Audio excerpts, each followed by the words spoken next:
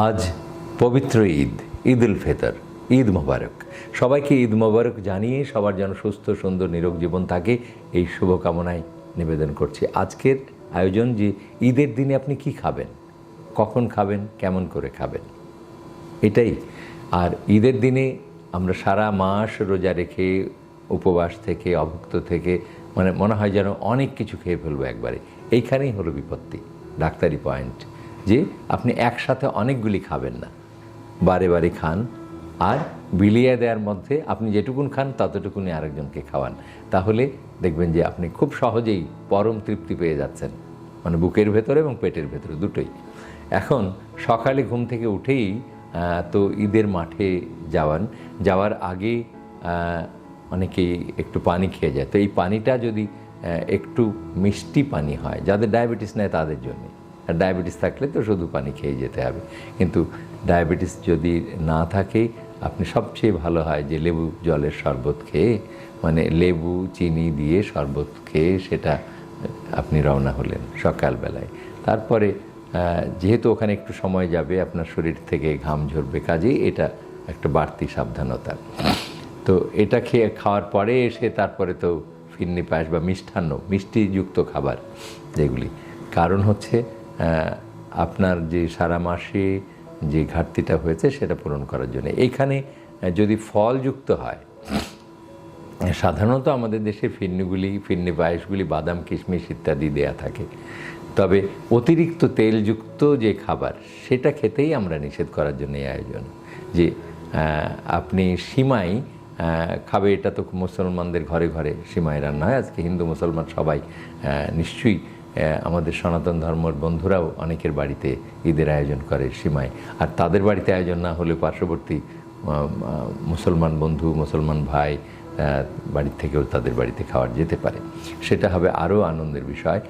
আর সেখানে যদি আমাদের দেশে একটা বলা যায় ঘিয়ে ভাজা সিমাই, এই ঘিয়ে ভাজা সিমাইটার বিরুদ্ধে আমি বলবো, যদিও খুব মজা লাগে বা টেস্ট লাগতে পারে, কিন্তু এইখানে যে ঠিক কী দিয়ে ভাজা আমরা যেহেতু জানি না, কাজেই এই সিমাইগুলি না খেয়ে যদি সাধারণ সিমাই হয় এবং সেটা বাড়ির রান্না হয়, তাহলে আপনার জন্য চরমভাবে খুব খুব উপাদেয় এবং সুস্বাদু, সেই সাথে সাথে শরীরের জন্যে আপনার ঝামেলা হবে না।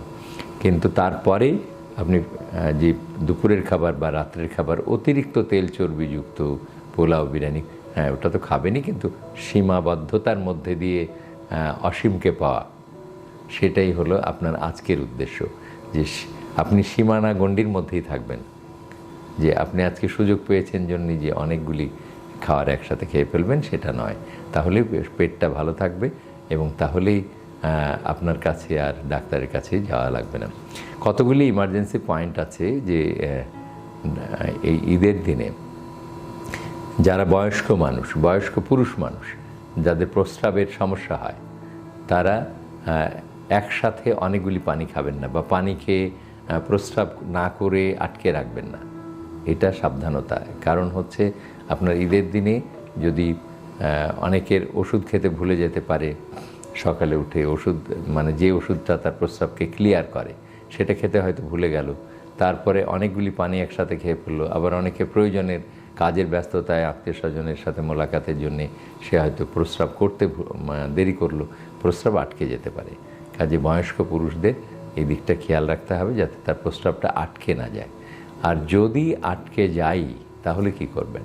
যদি প্রস্রাব আটকে যায় এই পবিত্র ঈদের দিনে অনেক জায়গায় হয়তো সহজে ডাক্তার পাওয়া যাবে না, তাই দ্রুত যে কোনো সরকারি মেডিকেল কলেজের ইমার্জেন্সি বা জরুরি বিভাগে চলে যাবেন। সরকারি মেডিকেল কলেজ হাসপাতালগুলিতে জরুরি বিভাগ এই পূর্ণ সময়টা খোলা থাকবে। কাজেই আপনার অন্য জায়গায় ডাক্তার না খুঁজে সরকারি মেডিকেল কলেজ হাসপাতালের ইমার্জেন্সিতে, সরকারি মেডিকেল কলেজ হাসপাতাল হতে পারে অথবা সরকারি হাসপাতালের ইমার্জেন্সিতে সব সময় ডাক্তার থাকবে। এছাড়াও বড় বড় যেগুলি হাসপাতাল আছে বেসরকারি, তাদের ইমার্জেন্সিতেও ডাক্তার থাকবে। তো সেখানে চলে যাবেন এবং দিন সকালেই এই কাজটা করতে হবে, যে আমি অনেক রাত্রে আপনার সমস্যা নিয়ে যাব, সেটা যেন না করেন, তাহলে আপনি সুস্থ থাকতে পারবেন। আর যদি আটকে যায় প্রস্রাব, কোনো বয়স্ক পুরুষ মানুষের আটকে যায়, অবশ্যই ক্যাথেটারাইজেশন করে নেবেন দিনের ভাগেই, যে অনেক রাত হয়ে গেল অপেক্ষা করতে করতে দেখি না কি হয়, আরেকটু চেষ্টা করি হবে, এটা নয়। তবে আমি কতগুলি টিপস বলে দিচ্ছি। যদি প্রস্রাব আটকে যাওয়ার উপক্রম হয় তাহলে কি করবেন। প্রথমে বাথরুমে যাবেন, যে বাথরুমে হাই কমোডে বসে, লো কমোডে সাধারণত আটকে যাবে, কাজে হাই কমোডে বসে অথবা দাঁড়িয়ে আপনি সামনের ট্যাপটি ছেড়ে দিন, পানির কল যেটা আছে সেটা ছেড়ে দিন, ধীরে ধীরে পানিটা সাঁই সাঁই শব্দে পড়তে থাকবে। এই পানির পতনের শব্দে আপনার প্রস্রাব হয়ে যেতে পারে। অনেক সময় ঠান্ডা পানি আপনি মগে করে বা বদনায় করে নিয়ে আপনার প্রস্রাবের রাস্তার উপরে যদি ধীরে ধীরে ঢালেন তাহলেও প্রস্রাব হয়ে যেতে পারে। তাই কাজেই এই দুটো টিপস আপনার জন্যে, যে যদি আটকে যাওয়ার উপক্রম হয় দিন সকালে করতে হবে। আপনি অপেক্ষা করতে করতে গভীর রাত পর্যন্ত অপেক্ষা করবেন না, কারণ রাত হওয়ার আগেই আপনি হাসপাতাল ইমার্জেন্সিতে যাবেন। আর দিন সকালে যদি আটকে যাওয়ার উপক্রম হয়, এই দুটো টিপস, যে বাথরুমে ঢুকে আপনি দাঁড়িয়ে অথবা হাই কমোডে বসে পানির শব্দে প্রস্রাব করার চেষ্টা করুন, না হলে পুরুষাঙ্গের উপরে আস্তে আস্তে পানি ঢালতে থাকুন। তাহলে যদি প্রস্রাব না হয় তাহলে অবশ্যই আপনাকে হাসপাতালে যেতে হবে। সবার সুস্বাস্থ্য কামনা করছি। নীরোগ, সুস্থ, সুন্দর, দীর্ঘায়ু হোক পবিত্র আজকে এই ঈদের দিনে সবার জন্যে। ঈদ উল ফিতরের ঈদ মোবারক।